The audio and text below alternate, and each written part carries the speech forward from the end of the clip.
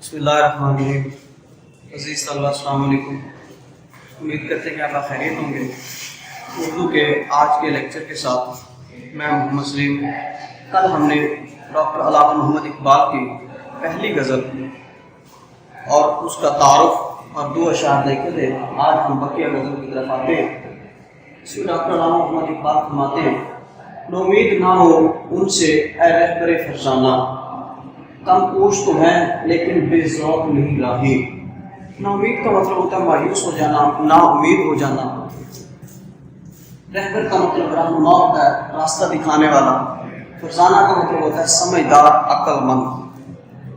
کم پوش محنت نہ کرنے والے یا چھپنے والے، اور راہی کا مطلب ہوتا ہے مسافر۔ تو نثری مفہوم اس کا یہ بنے گا کہ اے سمجھدار رہنما، ان سے نا امید نہ ہو، یہ لوگ سست ضرور ہیں لیکن بے ذوق نہیں ہیں۔ اے سمجھدار رہنما، ان سے نا امید نہ ہو، یہ لوگ سست ضرور ہیں لیکن بے ذوق نہیں راہی۔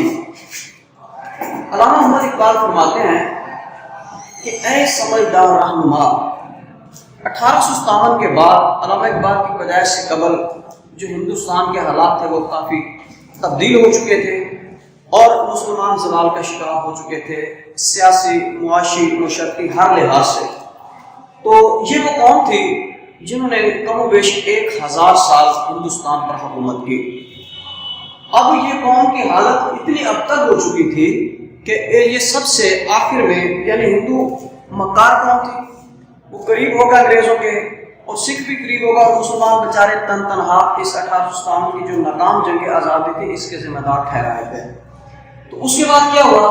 کم پوش یہ لوگ چھپ گئے، کم محنت کرنے والے، کوئی بھی ایسا عمل یہ کرنے کے لیے تیار نہیں ہوتے تھے جس کی وجہ سے ان کو ٹارگٹ کیا جائے۔ تو اس لیے اقبال نے کہا ہے کہ آپ اے سمجھدار رہنما، آپ پریشان نہ ہوں، یہ قوم بڑی باعظمت ہے، ان کا کردار بڑا شاندار ہے، ان کا ماضی بڑا تابناک ہے۔ تو ایک تابناک ماضی رکھنے والی قوم اتنی سست نہیں ہو سکتی، آپ کوشش کریں، آپ نا امید نہ ہو۔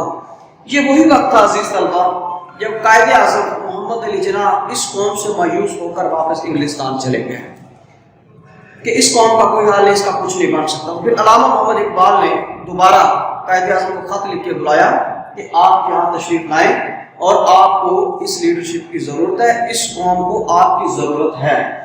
تو پھر اس کو کیا کہا؟ اے سمجھدار رہنما، یہ جو لوگ ہیں یہ بڑے عظیم لوگ ہیں، ان کا جو ماضی تھا وہ بڑا تابناک ہے۔ یہ وہ لوگ تھے جنہوں نے کئی سو سال حکمرانی کی ہندوستان پہ، لیکن آج کل یہ ذرا سست ہیں، ڈرے ہوئے ہیں، خوف زدہ ہیں، سہمے ہوئے ہیں۔ تو آپ کیا کریں؟ آپ ان سے کچھ نہ کچھ کام ضرور لیں۔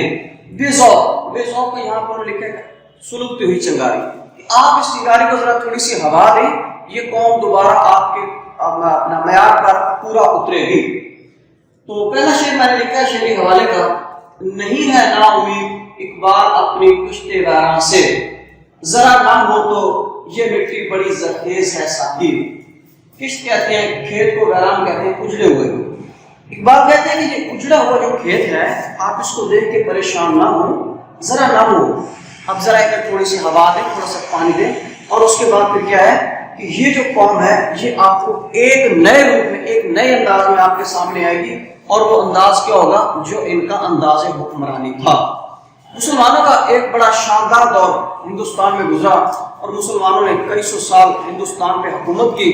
تو اقبال نے کہا کہ آپ پریشان نہ ہوں، آپ ذرا اس چنگاری کو بے ذوق کر، جس کو اس نے کہا کہ اس چنگاری کو تھوڑی سی ہوا دیں، اور آپ دیکھیے گا کہ یہ قوم آپ کو بہتر نتائج دے گی۔ دوسرا حوالے کا شعر میں نے لکھا ہے: طوفان کر رہا ہے میرے عزم کا طواف، دنیا سمجھ رہی ہے کہ کشتی بھنور میں ہے۔ اقبال کہتا ہے کہ یہ میرا عزم کا طوفان میرے گرد گھوم رہا ہے۔ ٹھیک ہے جی، کون سے طوفان کی بات کریں؟ اقبال کو 1857 کی ناکام جنگ آزادی کے بعد مسلمانوں کو تمام لحاظ سے گھیرا جا چکا تھا، سیاسی، معاشی، معاشرتی طور پہ مسلمان تنہائی کا شکار ہو گئے تھے۔ اقبال کہہ رہا ہے دنیا سمجھ رہی ہے کشتی بھنور میں ہے۔ ایسا نہیں ہے، اقبال کہہ رہا ہے ہم اس طوفان سے نکلیں گے اور ضرور نکلیں گے۔ تیسرا شعر لکھا ہوا ہے حوالے کا کہ محمد سے وفا تو نے تو ہم تیرے ہیں، یہ جہاں چیز ہے کیا لوح و قلم تیرے ہیں۔ حضرت علامہ محمد اقبال کا یہ شعر اس کی شاعری کا یا حب رسول کا منہ بولتا ثبوت ہے، جس میں حضرت اقبال فرماتے ہیں کہ اگر آپ نے نبی پاک صلی اللہ علیہ وسلم سے وفا کر لی تو یہ جہاں کوئی چیز نہیں ہے، تمام چیزیں اس جہاں میں جو کچھ بھی ہے وہ آپ کا طواف کرے گا، آپ کے اندر ہوگا، لیکن ایک ہی جو انہوں نے فلسفہ یہاں رکھا ہے سامنے ہمارے، وہ ہے کہ محمد سے وفا کریں۔ اگر آپ نے نبی پاک صلی اللہ علیہ وسلم سے محبت اور وفا کی، اس کے بعد پھر آپ کے ساتھ یہ کہہ کہ یہ ساری دنیا آپ کی ہو جائے گی۔ تو یہ ہمارا پہلا شعر تھا۔ دوسرا شعر ہے آج کا، یعنی چوتھا شعر، اے طائر لاہوتی اس رزق سے موت اچھی، جس رزق سے آتی ہو پرواز میں کوتاہی۔ طائر لاہوتی، طائر کا مطلب پرندہ ہوتا ہے، لاہوت کا مطلب ہوتا ہے، لاہوت بنیادی طور پہ ایک مقام کا نام ہے۔ یہ وہ مقام ہوتا ہے جب انسان اللہ تعالیٰ کی عبادت اور ریاضت کرتے ہوئے اس مقام پہ فائز ہوتا ہے جہاں صرف اللہ تعالیٰ کے انسان کو جلوے دکھائی دیتے ہیں۔ تو یہاں مراد طائر لاہوتی سے مراد پرندہ نہیں ہے، بلکہ یہاں مراد ہے مومن، مرد مومن۔ اس رزق سے موت اچھی ہے جس رزق سے آپ کی پرواز میں کوتاہی، کوتاہی سے مراد ہے کمی۔ نصیب مفہوم اس کا بنے گا کہ اے مرد مومن، جس رزق کو حاصل کرنے میں پرواز میں کمی آ جائے اس رزق سے موت بہتر ہے۔ اب اس میں حضرت اقبال نے جس طرف اشارہ کیا ہے وہ چار چیزیں ہیں، چار مقام ہیں اس دنیا میں جن کو حضرت اقبال نے ذکر کیا ہے۔ ایک عالم لاہوت جہاں تمام انسانوں کی رسائی ہوتی ہے، یعنی ہمارا جہاں جو ہم رہتے ہیں جس جہاں میں۔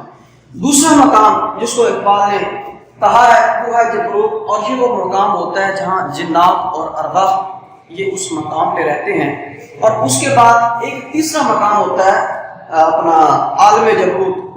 عالم جبروت کے بعد عالم ملکوت یعنی فرشتوں کا رہنے کی جگہ، وہ مقام، اور اس سے بھی اوپر ایک مقام ہوتا ہے جس کا نام ہوتا ہے عالم لاہوت۔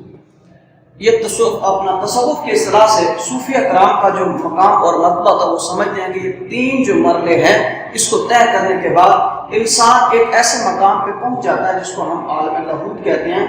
یہ وہ ہوتا ہے مقام جس پہ انسان اللہ تعالیٰ کی عبادت اور ریاضت کرتے ہوئے اللہ تعالیٰ کے اتنے قرب میں چلا جاتا ہے کہ انسان کو اللہ تعالیٰ کی قدرت کے جلوے دکھانا نظر آنا شروع ہو جاتے ہیں۔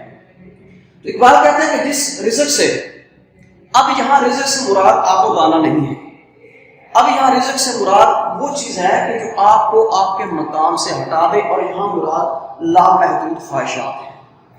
اب لامحدود خواہشات کیا ہے کہ انسان کو جس مقصد کے لیے بھیجا گیا، انسان نے اس مقصد کے اپنے مقصد کے حاصل کرنے کی بجائے کیا کیا انسان نے، اس پرواز سے اس دنیا کی جو لامحدود دنیا ہے اس کی خواہشات ہے اس میں کھو گیا، اور کھونے کے بعد جو اس کا مقام تھا اس سے وہ غافل ہو گیا۔ اور اس کا مقام کون سا تھا؟ عالم لاہوت، مرد مومن کا مقام۔ حضرت علامہ محمد اقبال فرماتے ہیں کہ یہ وہ مقام ہے، اگر آپ اس دنیا میں کھو گئے، لامحدود خواہش میں کھو گئے، تو آپ اپنے اس مقام پہ عالم لاہوت تک نہیں پہنچ پائیں گے۔ اس کے لیے ضروری ہے اگر آپ اس مقام تک آپ کی رسائی نہیں ہوتی، حضرت اقبال فرماتے ہیں، تو آپ کو مر جانا چاہیے۔ ٹھیک ہے جی؟ تو کیوں مر جانا چاہیے؟ کہ آپ اس رزق کی تلاش میں، اب جو لامحدود خواہشات ہیں انسان اس دنیا میں، اور جو ہمیشہ لامحدود خواہشات جو انسان کو ہمیشہ بے چین اور بے قرار رکھتی ہیں، اور انسان کو حضرت اقبال فرماتے ہیں اس کے مقام تک رسائی نہیں ہونے دیتی، وہ کیا ہے؟ وہ لامحدود خواہشات ہیں۔ تو اقبال سے فرماتے ہیں کہ اے مرد مومن، عام مسلمان کی بات نہیں کی جا رہی، مومن کی بات کی جا رہی ہے جو تین مرحلے طے کرنے کے بعد عالم لاہوت کے مقام پہ فائز ہوتا ہے۔ تو اگر آپ وہاں تک نہیں پہنچ سکتے تو اقبال کیا کہتا ہے کہ اس رزق سے موت اچھی، ایسی زندگی کا کوئی فائدہ نہیں ہے، آپ کو اس سے بہتر ہے کہ آپ کو مر جانا چاہیے۔ تو حضرت اقبال فرماتے ہیں کہ موت جو ہے انسان کو، جیسے میں نے کل بتایا آپ کو کہ موت جو ہے وہ موت نہیں ہونی چاہیے، کہ اس کی کچھ شناخت ہونی چاہیے، ایک نام ہونا چاہیے انسان کے مرنے کے بعد۔ اقبال کیا کہتے ہیں کہ شہید ہے، پرواز ہے کام تیرا، تیرے سامنے آسماں اور بھی ہیں۔ تو حضرت اقبال فرماتے ہیں کہ یہ جو مقام ہے آپ کے سامنے، یہ دنیا، یہ تیرا مقام نہیں ہے، یہ ٹھہرنے کی جگہ نہیں ہے، یہ تیرا مقام نہیں ہے، تیرا مقام کوئی اور ہے، تیرا مقام فرشتوں سے بھی بلند ہے، جس بنا پہ آپ کو فوقیت دی گئی تھی، اور وہ علم کی بنا پہ فرشتوں پہ ہم کو فضیلت ملی تھی۔ اقبال کہتا ہے کہ یہ تیرا مقام نہیں، تیرے سامنے آسماں اور بھی، تیرے سامنے اور بہت سے مقامات ہیں۔ دوسرا شعر میں نے حوالے کا لکھا، پرندوں کی دنیا کا درویش ہوں میں، کہ شہین بناتا نہیں آشیانہ۔ اب اقبال عموماً طور پہ مرد مومن کو کبھی شہین کے نام کے ساتھ مخاطب کرتا ہے، کبھی وہ کہتا ہے مرد مومن لاہوت کے مقام سے مخاطب کرتا ہے، کبھی شہین کے بالوں پر کے تو اقبال ہر لحاظ سے کیا کہتا ہے کہ پرندوں کی دنیا کا درویش نہیں ہوں میں، یعنی یہ دنیا جو ہے آپ کے لیے رہنے کی جگہ نہیں ہے۔ شہین جو شہین ہوتا ہے وہ تو اپنا گھر ہی نہیں بناتا۔ اب شہین کی جہاں مثال لیتے ہیں، وہ تیز نظر ہوتا ہے، بلند ترین مقام پر اٹھتا ہے، گھر نہیں بناتا، کسی کا چھین کا رزق نہیں کھاتا، اور اس کی بے شمار صفات ہیں۔ حضرت اقبال بھی یہ فرماتے ہیں کہ جو شہین ہے وہ اپنا گھر نہیں بناتا، یہ دنیا جو ہے یہ ہمارا گھر نہیں ہے، یہ ہمارا اصل مقام نہیں ہے۔ تو آپ کے اور بہت سے مقام ہے، اقبال کہہ رہا ہے آپ کو اس مقام تک پہنچنا ہے۔ تیسرا شعر میں نے حوالے کا لکھا ہے، نہ تو زمین کے لیے ہے نہ آسمان کے لیے، جہاں ہے تیرے لیے تو نہیں جہاں کے لیے۔ تو حضرت اقبال فرماتے ہیں کہ یہ ساری زمین اور آسمان ہے، نہ تو کسی کے لیے نہیں، یہ سارا کچھ تیرے لیے بنایا گیا ہے، یعنی اس کائنات کا جو نظام ہے وہ انسان کے لیے تشکیل دیا گیا ہے، انسان کے لیے بنایا گیا ہے، اور وہ اس لیے بنایا گیا ہے تاکہ انسان اس دنیا میں اچھی سے اچھی زندگی گزارنے کے بعد اپنا آخری مقام اس کی طرف روان ہو۔ اب حضرت اقبال جیسے اس نے کہا کہ جس رزق سے، اب رزق سے مراد میں نے آپ کو بتایا لا محدود خواہشات ہیں، ٹھیک ہے جی، اور پرواز میں کوتاہی کہ اگر آپ اس مقام تک نہیں پہنچ سکتے تو یہ بات درست نہیں ہے۔ یہ سارا جہاں جو بنایا گیا تھا یہ آپ کے لیے بنایا ہے، اور بھی جتنے جہاں ہیں حضرت اقبال فرماتے ہیں عالم لاہوت، یہ سارے کے سارے آپ کے لیے بنائے گئے، یہ سب کچھ آپ کے لیے بنایا گیا ہے۔ لہٰذا آپ کیا کریں اے مرد مومن، اس رزق سے، یعنی کون سا رزق جس کے حصول کے لیے آپ تگ کرتے ہیں، دن رات ایک کر دیتے ہیں، اور اس کے بعد آپ اپنا جو اصل مقام اس سے غافل ہو جاتے ہیں، اور اس غافل مقام کی بات پر آپ کیا کرتے ہیں، آپ کو سکون میسر نہیں آتا۔ تو حضرت اقبال فرماتے ہیں کہ ایسا رزق کی تلاش میں آپ مت گھومیں جو آپ کو اپنی منزل سے دور کر دے، جو آپ کی اصل منزل ہے اس سے آپ کو دور لے جائے، ایسے رزق کا کوئی فائدہ نہیں ہے۔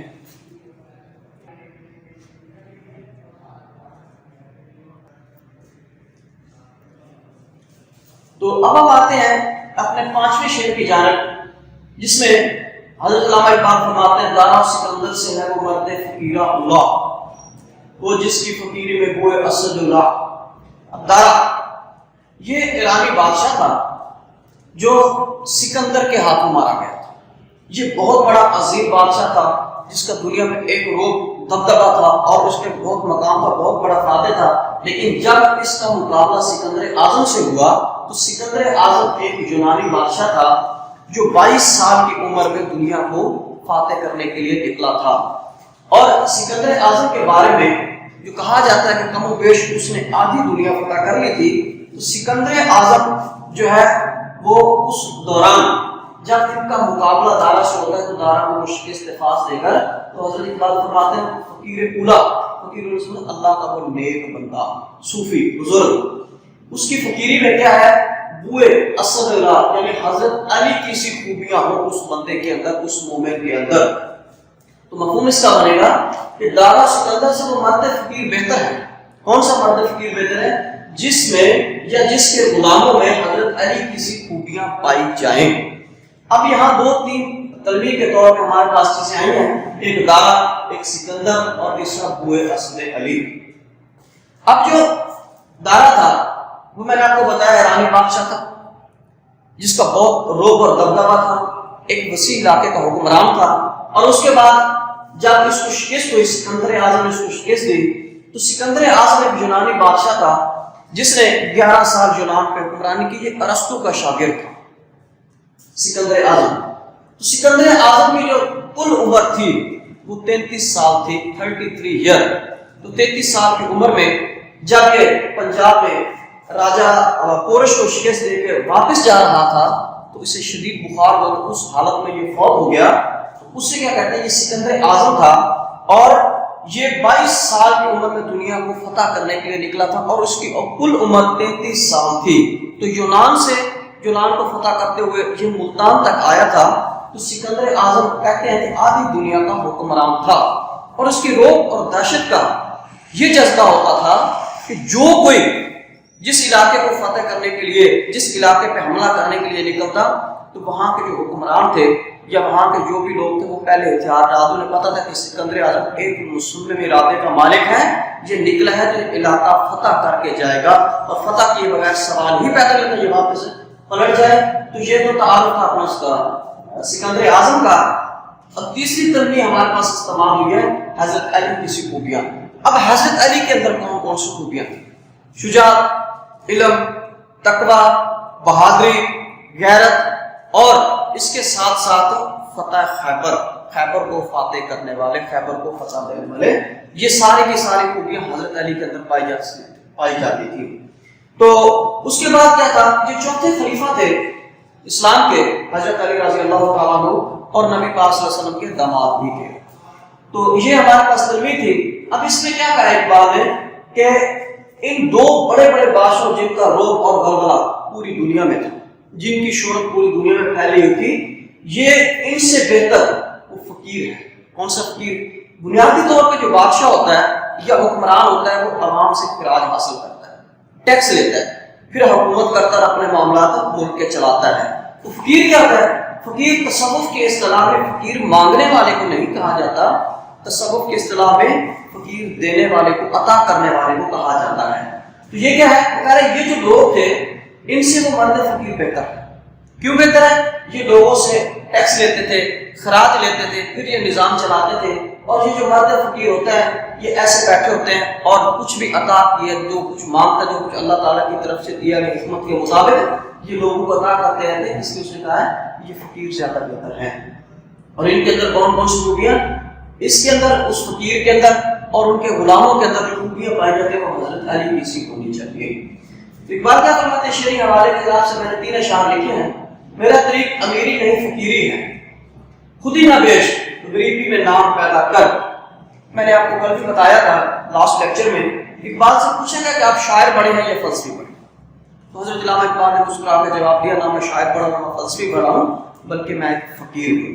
اقبال نے کیا کہا ہے کہ ہماری جو شناخت ہے، اقبال کا فلسفہ خود ہی جس پہ ہم نے کل بات کی، کہ اپنی غیرت مندی اور اپنی پہچان اس کو غالب اپنے سامنے رکھا۔ اقبال نے کہہ رہا ہے غریبی میں نام پیدا کر۔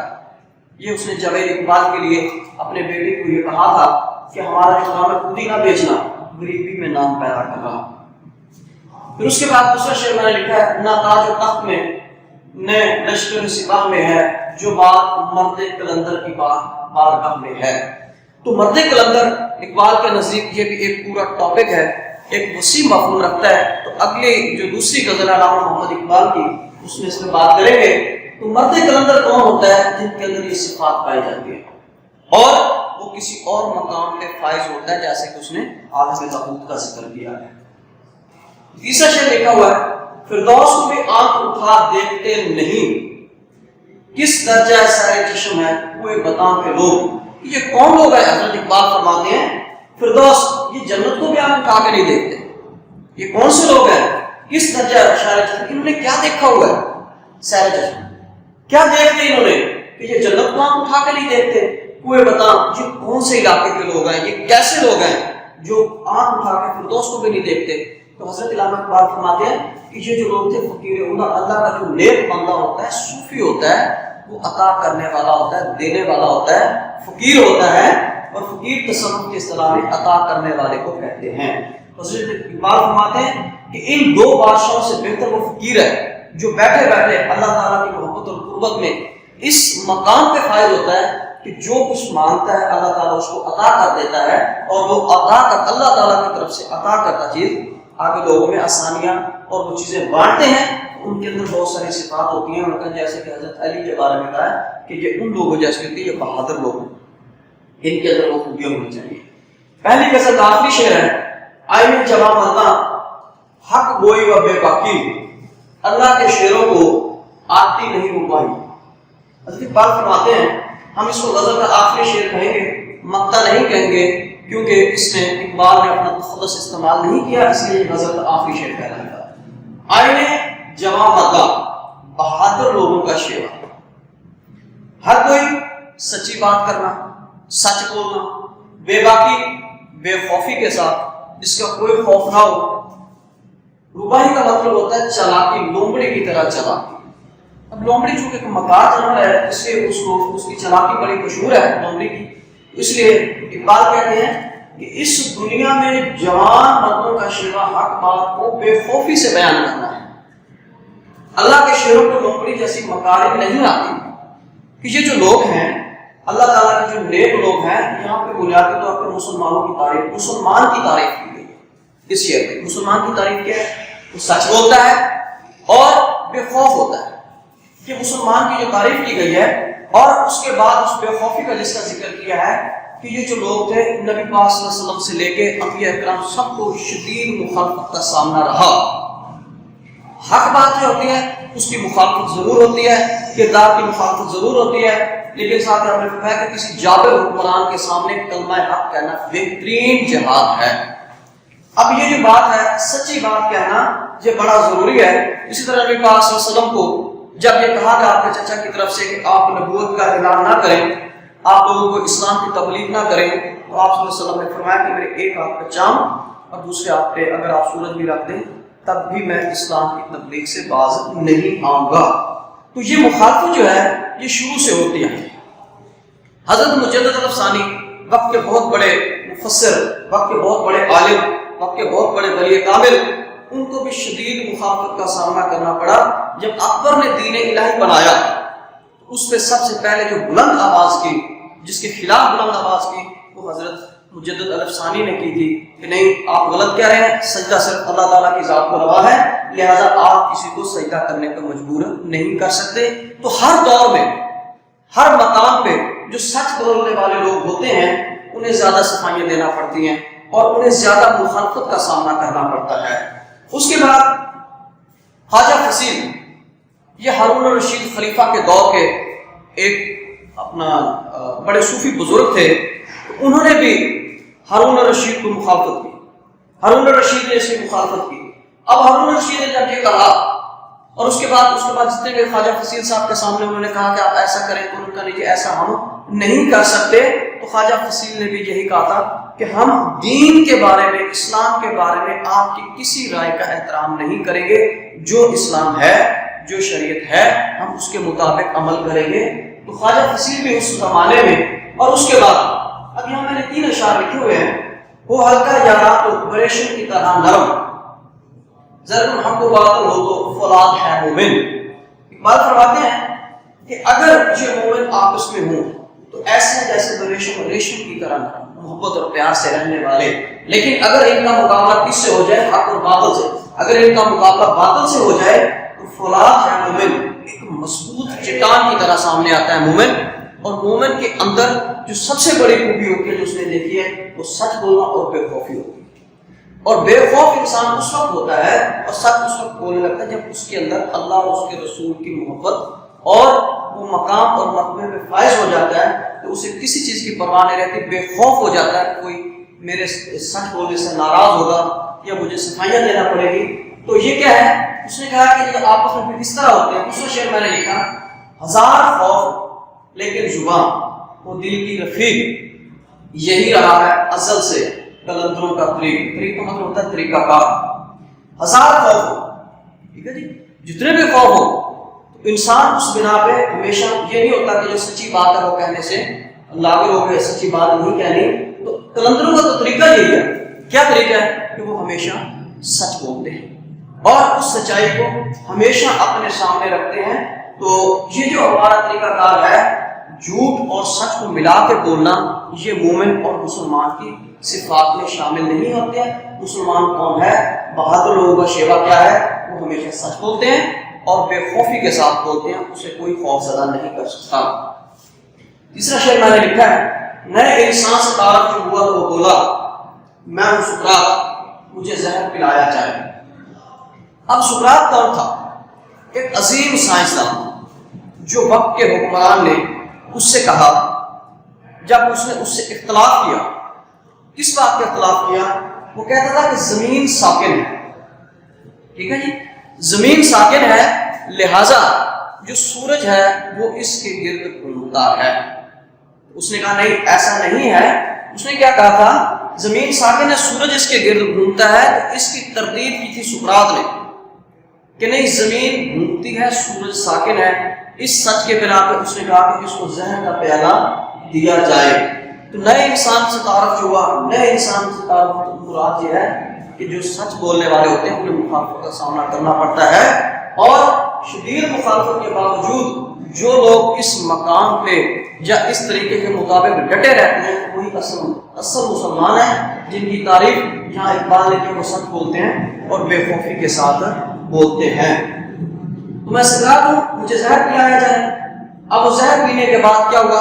سقراط اس دار فانی سے کوچ کر گیا۔ اب اس بادشاہ کو کوئی نہیں جانتا جس کا یہ مکالمہ، جس کا یہ مباحثہ ہوا تھا اپنا سقراط کے ساتھ، لیکن سقراط آج بھی زندہ ہے۔ کیوں زندہ ہے؟ اپنی سچائی کی بدولت۔ حقیقت تو یہ ہے کہ پیالے میں زہر تھا ہی نہیں، اگر ہوتا پیالے میں زہر تھا ہی نہیں ورنہ سقراط مر گیا ہوتا۔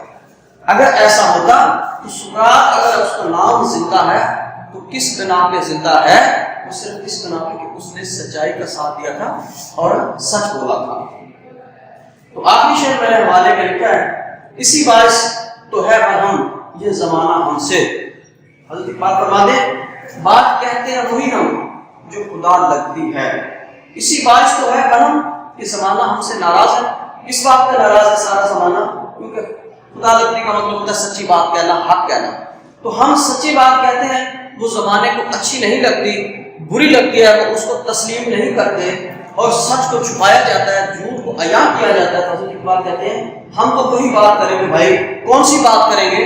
جو بات خدا لگتی ہوگی، جو بات سچی ہوگی۔ تو عزیز طلبہ، امید کرتے ہیں کہ آج کا آپ کو یہ لیکچر سمجھ آ گیا ہوگا، اور انشاءاللہ اگلے لیکچر میں پھر حاضر ہوں گے۔ تب تک کے لیے خدا حافظ۔